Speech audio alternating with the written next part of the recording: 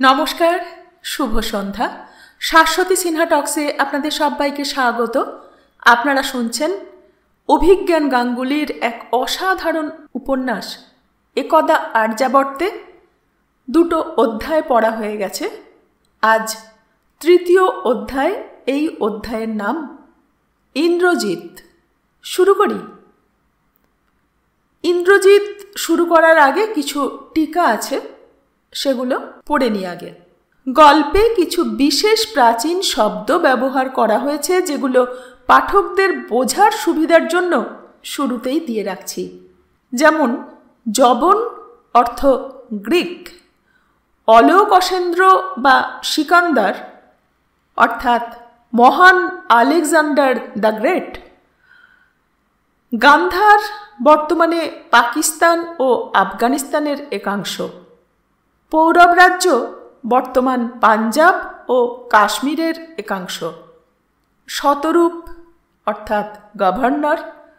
হাইডাস্পেস ঝিলাম নদীর গ্রিক নাম। আকাইমেনিড পারস্য সাম্রাজ্যের গ্রিক নাম। পূর্বকথন: আপনি আমায় বিদেশি যবনদের সেনায় যোগ দিতে বলছেন গুরুদেব?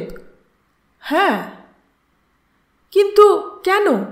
তারা কি আমাদের শত্রু নয়? অলোকসেন্দ্র কি এই দেশের শত্রু নয়? অবশ্যই শত্রু। তবে তবে কেন আমাকে তারই সৈন্যদলে যোগ দিতে বলছেন? কারণ যবনদের থেকে তোমার শেখার অনেক কিছু আছে বৎস। যে ব্যক্তি প্রায় অর্ধেক পৃথিবীকে পর্যুদস্ত করেছে, তার থেকে শিক্ষা নেওয়ার অনেক কিছু থাকতে বাধ্য। যবনদের অস্ত্র শস্ত্র, যুদ্ধকৌশল, রণনীতি সব পর্যবেক্ষণ করবে। তারা শস্ত্রযুদ্ধ, অসি চালনা এবং মল্লযুদ্ধে সুপটু। তুমি তাদের এই যুদ্ধকলা রপ্ত করবে। যতটা সম্ভব অলোকসেন্দ্রর চালচলন, বাচনভঙ্গি সব লক্ষ্য করবে। বেশ, তাই হবে। কিন্তু অলোকসেন্দ্রর থেকে আমি কি শিখব? সে তো নিজে আমাদের মতো বিদেশি সৈনিকদের প্রশিক্ষণ দেবে না। না, তুমি তার থেকে শিখবে রাজগুণ। অলোকসেন্দ্রকে তার যবন সৈনিকরা দেবতাপুত্র মনে করে। সে একজন দুর্দান্ত সেনানায়ক এবং সুবক্তা। জনশ্রুতি আছে যে তার বক্তৃতা শুনে হতোদ্যম মৃতপ্রায় সৈনিকদের মধ্যেও শক্তি সঞ্চারিত হয়। তার প্রতিটা শব্দে উৎসাহিত হয়ে সৈনিকরা ঝাঁপিয়ে পড়ে যুদ্ধক্ষেত্রে। তোমায় এই বাচন ভঙ্গি রপ্ত করতেই হবে। বেশ। যবনরা ভারতীয় যোদ্ধাদের নিজেদের সৈন্যদলে নিচ্ছে। পরাজিত বা আত্মসমর্পণ করা রাজার সৈনিকদেরও সে নিজের সেনায় যুক্ত করে নেয়। আবার অনেক ভারতীয় যুবক অর্থাভাবে তার সেনায় যোগ দিয়েছে। এরাও কয়েক মাসের মধ্যেই যবনদের দ্বারা প্রশিক্ষিত হয়ে সুদক্ষ যোদ্ধা হয়ে উঠবে। কিন্তু হৃদয় থেকে তারা কোনো দিনই বিদেশিদের নিজের রাজা হিসেবে মানবে না। তোমার কাজ সেই সব ভারতীয় সৈনিকদের ওপর নিজের প্রভাব বিস্তার করা, তাদের নায়ক হয়ে ওঠা।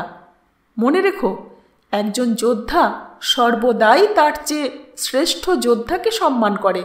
তোমার লক্ষ্য হবে এই ভারতীয় সৈনিকদের হৃদয় জয় করে নেওয়া।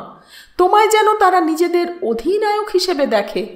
উচিত সময়ে এরাই হবে তোমার সেনাবাহিনী। কিন্তু কিন্তু আমাদের লক্ষ্য তো মগধ। এতে কি আমরা লক্ষ্যভ্রষ্ট হব না? না, কারণ নিকট ভবিষ্যতে এই সৈনিকরাই আমাদের সেনা হবে। এরা তোমায় নিজেদের অধিনায়ক হিসেবে স্বচ্ছন্দে গ্রহণ করবে। এরাই হবে তোমার বিশ্বস্ত সৈনিক। যবনদের প্রশিক্ষিত যোদ্ধারা ভবিষ্যতে আমাদের সাহায্য করবে মগধের বিরুদ্ধে যুদ্ধ জয় করতে। যাও বৎস, যাও। এটাও তোমার পরীক্ষা। আজ্ঞা দিন গুরুদেব। বিজয়ী ভব। 1 সময় প্রায় 2300 বছর পূর্বে। স্থান গান্ধারের রাজধানী তক্ষশিলা। গান্ধার রাজ অম্বিকের রাজমহলে বিশ্রাম নিচ্ছেন সম্রাট অলোকসেন্দ্র। পৌরব রাজ্য তিনি জয় করেছেন। এই ভারতবর্ষে তাঁর জয়যাত্রা শুরু হয়ে গিয়েছে।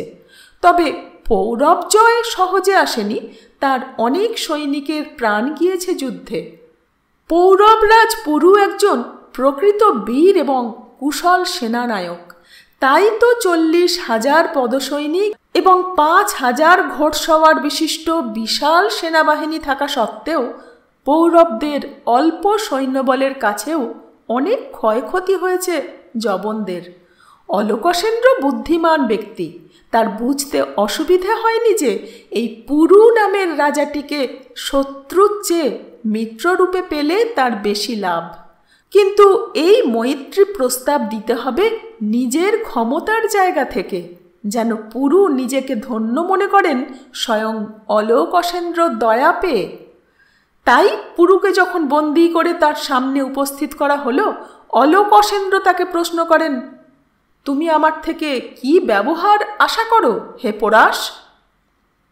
একজন রাজা অন্য এক রাজার থেকে যা ব্যবহার আশা করে তাই। মুখে কিছু না বললেও মনে মনে হেসেছিলেন অলোকসেন্দ্র। তিনি অনুমান করেইছিলেন যে এই ভারতীয় এই রকমই কিছু একটা উত্তর দেবে।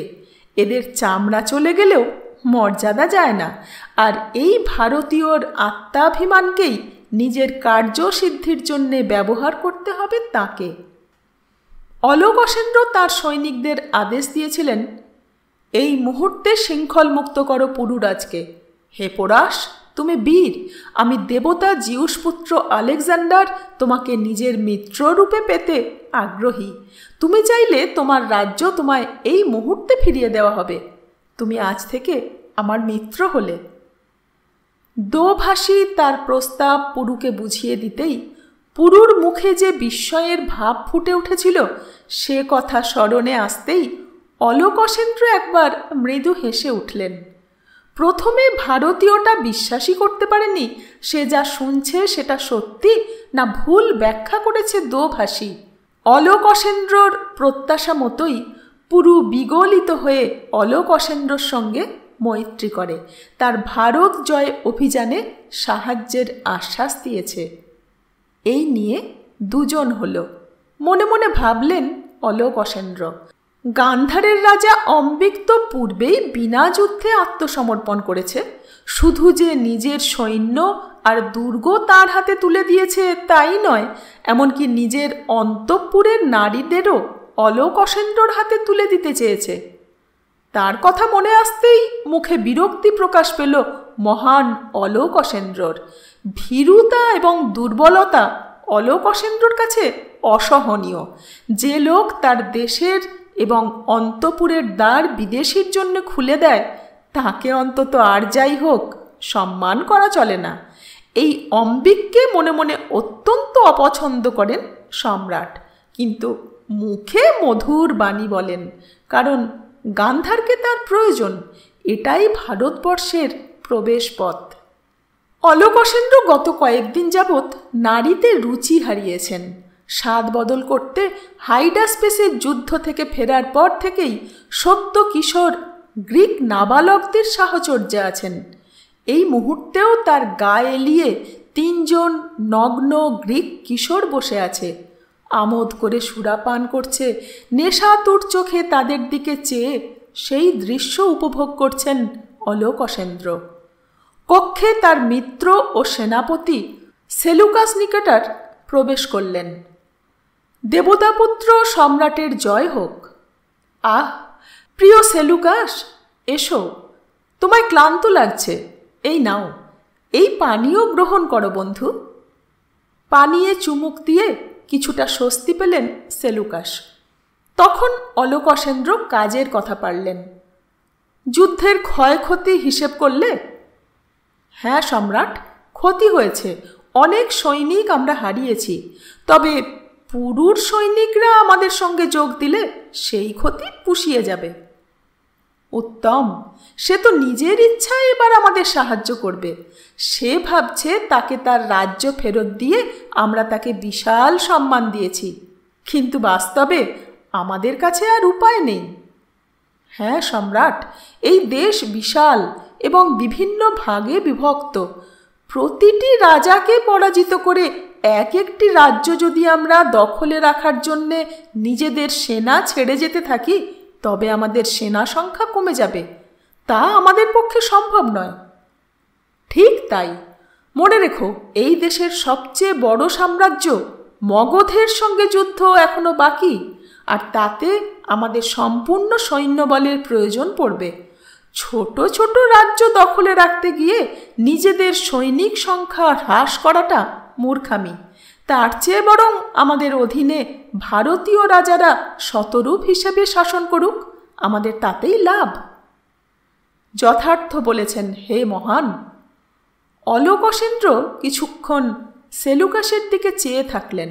তারপর ইশারা করে কক্ষে উপস্থিত কিশোরদের এবং প্রহরীদের কক্ষ ত্যাগ করতে নির্দেশ দিলেন। অন্য সবাই কক্ষ ত্যাগ করলে অলোকসেন্দ্র সেলুকাস নিকেটরকে জিজ্ঞেস করলেন, হে সেলুকাস, তোমার মুখে হাসি নেই কেন?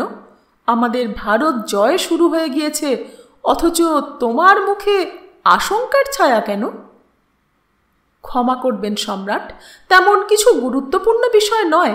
আমি অযথাই আশঙ্কা করি, তা তো আপনি জানেনই।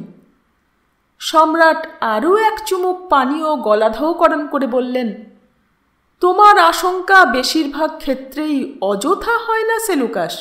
বলো আমায়, কি তোমার দুশ্চিন্তার কারণ? খানিক ইতস্তত করে সেলুকাস বললেন, ভবিষ্যৎ বক্তারা ভেড়া উৎসর্গ করেছে জিউসের নামে। সেই মৃত ভেড়ার অঙ্গ প্রত্যঙ্গ অধ্যয়ন করে তারা তাদের ভবিষ্যৎবাণী করেছেন। মুখ গম্ভীর হল অলোকসেন্দ্রর। ভবিষ্যৎবাণী মন্ত্রতন্ত্রাদির প্রতি তার গভীর বিশ্বাস। শুধু যে তার সৈনিকরাই তাকে দেবতাপুত্র মনে করে তা নয়, অলোকসেন্দ্র নিজেও মনে প্রাণে বিশ্বাস করেন যে তিনি স্বয়ং দেবেন্দ্র জিউসের পুত্র। ঈশ্বর তাকে সংকেত দেন প্রতিটি পদক্ষেপ নেওয়ার পূর্বে, তাই তিনি দেবতাদের থেকে আসা সংকেত উপেক্ষা করতে পারেন না। কি বলছেন তারা? উত্তর দিতে সেলুকাস দ্বিধা করছে দেখে আবার প্রশ্ন করলেন অলোকসেন্দ্র। বলো সেলুকাস, কি বলছেন তারা? সম্রাট, তারা বলেছেন যে ভারত জয় আলেকজান্ডার করতে পারবে না, এখানেই তার দিগ্বিজয়ের রথ থেমে যাবে।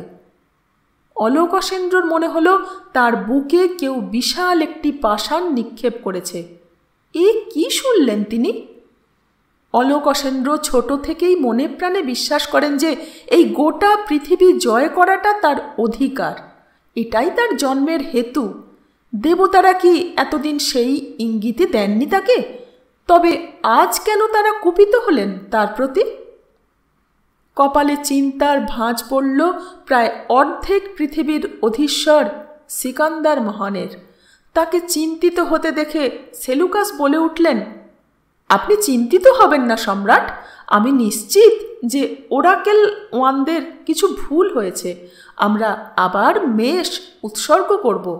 অশুভ কোনো বাধা থাকলে আমরা নিঃসন্দেহেই তা কাটিয়ে উঠব। তার বিশ্বস্ত বন্ধুর কথায় হাসলেন অলোকসেন্দ্র। তবুও তার মন থেকে চিন্তাটা গেল না। 2. জবন সেনা শিবিরে ভারতীয় সৈনিকদের আলাদা ছাউনি। গভীর রাতে সমস্ত সৈনিক নিদ্রায় মগ্ন, শুধু একজন বাদে। যুবক উঠে বসল। নিজের জায়গায় বসে একবার আশেপাশে দেখে নিল। বহুক্ষণ চোখ বন্ধ করে রাখায় এখন অন্ধকারে দেখতে অসুবিধা হচ্ছে না বিশেষ। কেউ জেগে নেই নিশ্চিত হয়ে সে উঠে দাঁড়ালো। একটি বস্ত্রখণ্ড দিয়ে নিজের শরীর এবং মাথা ঢেকে নিল। মাথার কাপড় চোখের সামনে অনেকটা টেনে মুখ ঢেকে নিল। প্রেত মূর্তির মতো নিঃশব্দে ছাউনি থেকে বেরিয়ে পড়ল। আরও একবার আশেপাশে চোখ বুলিয়ে নিয়ে শিবিরের উত্তর প্রান্তের দিকে হাঁটা দিল। বহু দিন ধরে নজর রেখে সে জেনেছে যে রাত্রির এই শেষ প্রহরের শুরুর সময়টা ওদিকে প্রহরা থাকে না। উত্তর প্রান্তে তক্ষশিলা বিশ্ববিদ্যালয়ের প্রাচীর থাকায় ওদিকে এমনিতেই প্রহরা কম। বিশ্ববিদ্যালয়ের দিক থেকে শত্রু আক্রমণের সম্ভাবনা নেই, কারণ বিশ্ববিদ্যালয়টি বিশাল, প্রায় দুর্গের মতোই সুরক্ষিত এবং বিনা অনুমতিতে প্রবেশ নিষেধ। এই পথ তার চেনা, তাই চাঁদের হালকা জোছনায় পথ চিনে হাঁটতে অসুবিধা হচ্ছে না।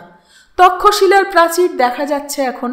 প্রাচীরের সম্মুখে এসে কিছুক্ষণ থামল যুবক এবং প্রাচীর বরাবর ডান দিকে হাঁটতে শুরু করল।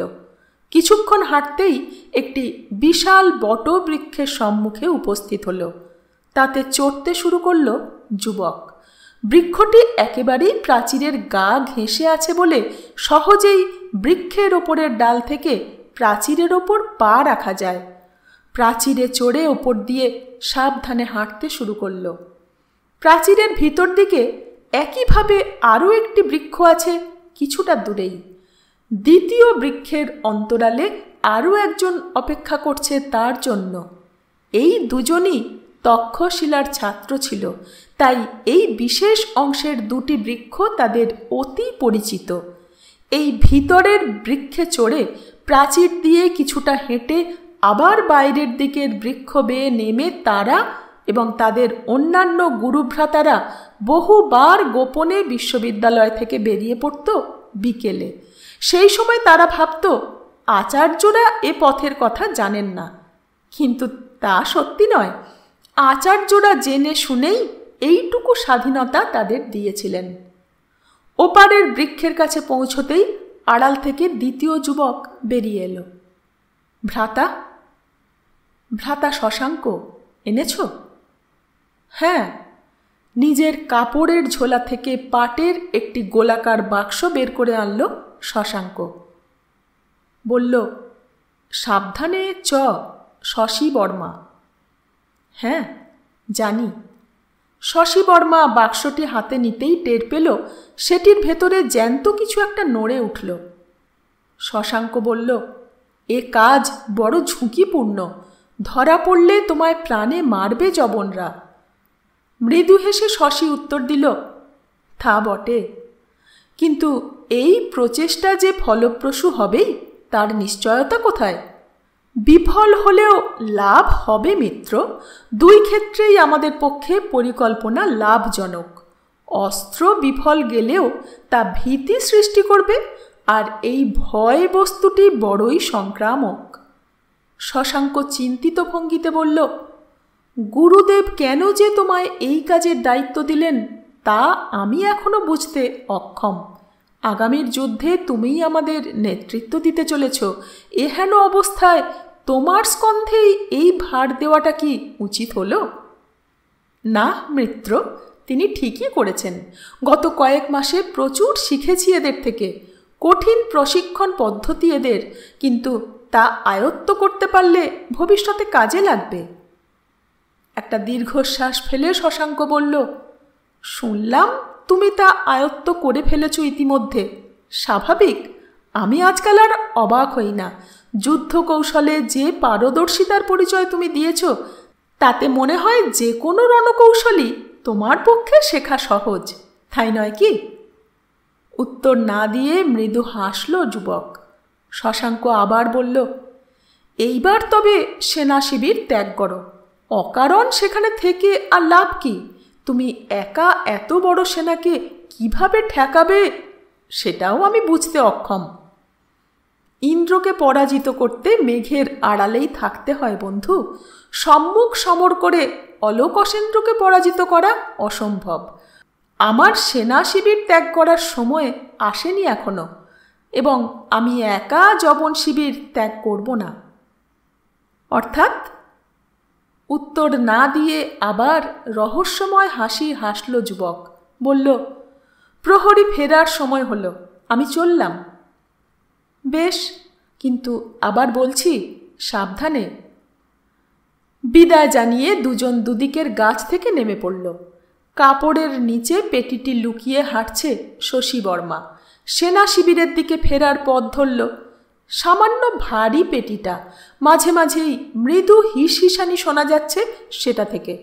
এবার সমস্যা হলো সম্রাটের ছাউনি অবধি পৌঁছানো, কারণ তার তাঁবু ঘিরে রাখে যবন সৈনিকরা, এদেশি সৈনিকদের কাছে ঘেঁষতে দেয় না।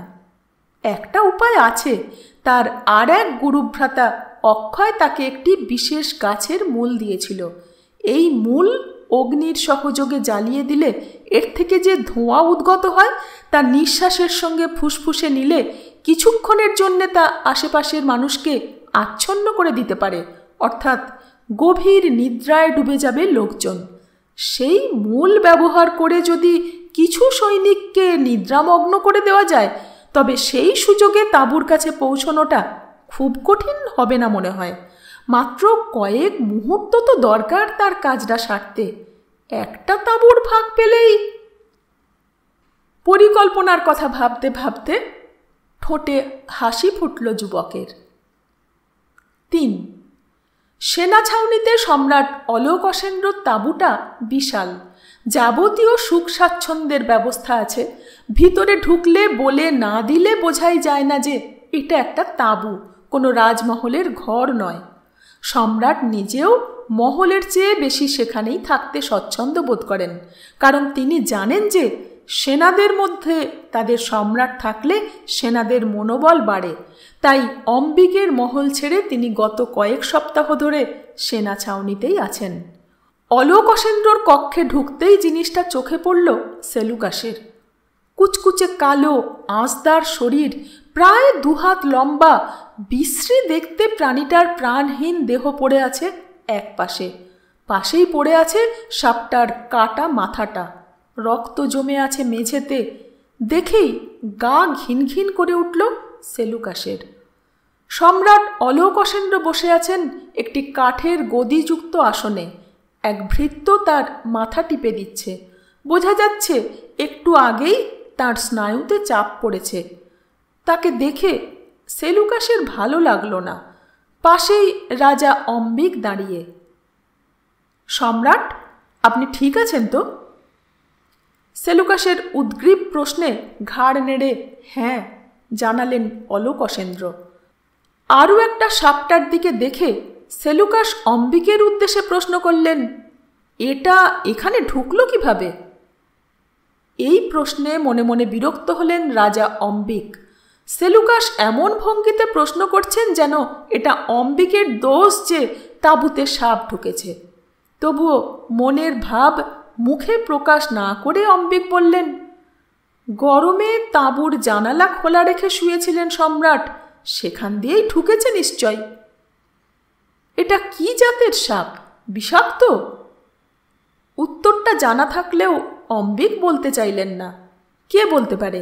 এই মূর্খ যবনরা হয়তো তাকেই দোষী বলবে।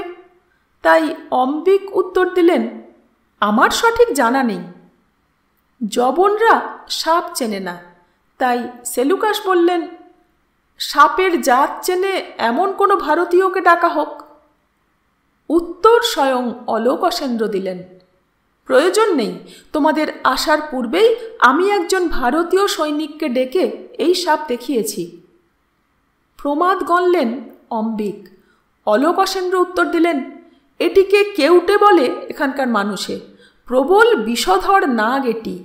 আরও বলল সে, এই নাগ নাকি এদেশে খুব একটা দেখা যায় না, উত্তর ও পূর্ব ভারতের দিকে বেশি পাওয়া যায়। অম্বিক মনে মনে ঠিক করে রাখলেন যে তিনি খোঁজ নেবেন যে কোন সৈনিক এই তথ্যগুলো অলোকসেন্দ্রকে দিয়েছেন। সেই বাচালটি গান্ধারের সৈনিক হলে তাকে চাপকে শুলে চড়াবেন তিনি। সেলুকাস প্রশ্ন করলেন, তাহলে এই নাগ এখানে এলো কিভাবে? উত্তরে অম্বিক বললেন, এখানে কম দেখা যায় বলে যে একেবারেই নেই তা তো নয় সেলুকাস। তক্ষশিলার অরণ্য বেশি দূর নয় এখান থেকে, সেখান থেকে কোনোভাবে এসে পড়েছে। উত্তর মনঃপূত হল না সেলুকাসের। তিনি সম্রাট অলোকসেন্দ্রর দিকে চাইলেন তার নির্দেশের আশায়। অলোকসেন্দ্র চোখ বুজে বসে আছেন এখনও। একটু আগে তিনি বাস্তবিকই ভয় পেয়েছেন। ঘুমিয়েছিলেন তিনি নিজের পালঙ্কে। তার নিদ্রা বরাবরই পাতলা, আর সেটাই পূর্বেও বহুবার তার প্রাণ রক্ষা করেছে। এইবারও নিজের শরীরের ওপর কিছু একটার মৃদু চলাচলের অনুভূতি পেয়েই চোখ খোলেন অলোকসেন্দ্র। আর তখনই আলো আঁধারিতেই চোখ পড়ে এই ভয়ঙ্কর কালনাগটি। আর একটু হলেই তাকে দংশন করত। মুহূর্তে চিৎকার করে ওঠেন অলোকসেন্দ্র, নাগটিকে এক ছটকায় মাটিতে ফেলেন। তার চিৎকারে বাইরে প্রহরারত 2 প্রহরী আলো হাতে আসে। তাদেরই একজনের তরবারির কোপে মুন্ডু আলাদা হয় নাগটির। মুন্ডু কাটা অবস্থাতেও বেশ কিছুক্ষণ কিলবিল করে নড়াচড়া করছিল সেটা ভাবলে এখনও ঘাড়ের কাছের চুল দাঁড়িয়ে যাচ্ছে অলোকসেন্দ্রর। এত কুৎসিত জিনিস ঈশ্বর কেন বানায়? সব কিছু কেন গ্রিক পুরুষদের মতো সুন্দর হয় না এই পৃথিবীতে? কিসের অশুভ ইঙ্গিত আজকের এই ঘটনা? এই সব ভাবনার মধ্যেই তিনি সেলুকাস আর অম্বিকের কথা শুনছিলেন। শেষে অলোকসেন্দ্র বললেন, এখনই এই নিয়ে অধিক চিন্তা করার কিছু নেই। নিছক দুর্ঘটনা হয়ে থাকতেই পারে, বরং এই কথাটা যেন খেয়াল থাকে যে এই ঘটনা যেন 5 কান না হয়। আমাদের গ্রিক সৈনিকরা এমনিতেই ভারতের সম্বন্ধে প্রচুর অলৌকিক কাহিনী শুনে শুনে শঙ্কিত। এরপর এই কাহিনী শুনলে তাদের মনে আরও বেশি অকারণ ভয় ঢুকবে। তাই এই কথা যেন আমরা 3 জন বাদে আর কেউ না জানতে পারে। সেলুকাস প্রশ্ন করলেন, আপনার 2 দেহরক্ষী বিশ্বস্ত, তারা মুখ খুলবে না, কিন্তু যে ভারতীয় সৈনিক আপনাকে এই নাগের বিষয়ে বলেছিল সে?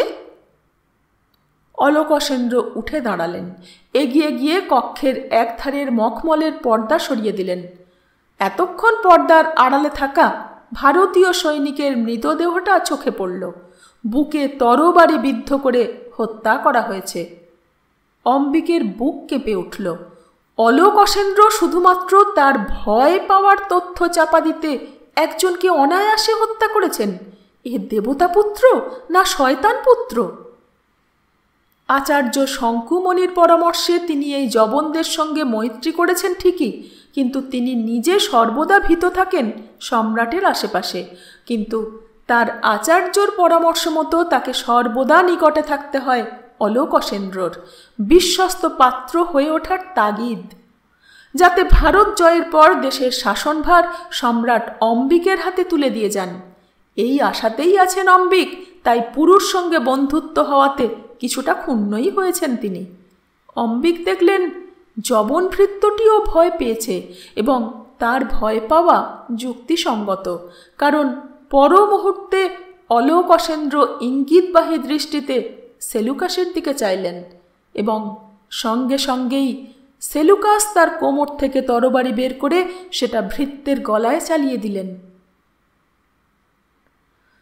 আজ এই পর্যন্তই থাক। সঙ্গে থাকবেন। ধন্যবাদ।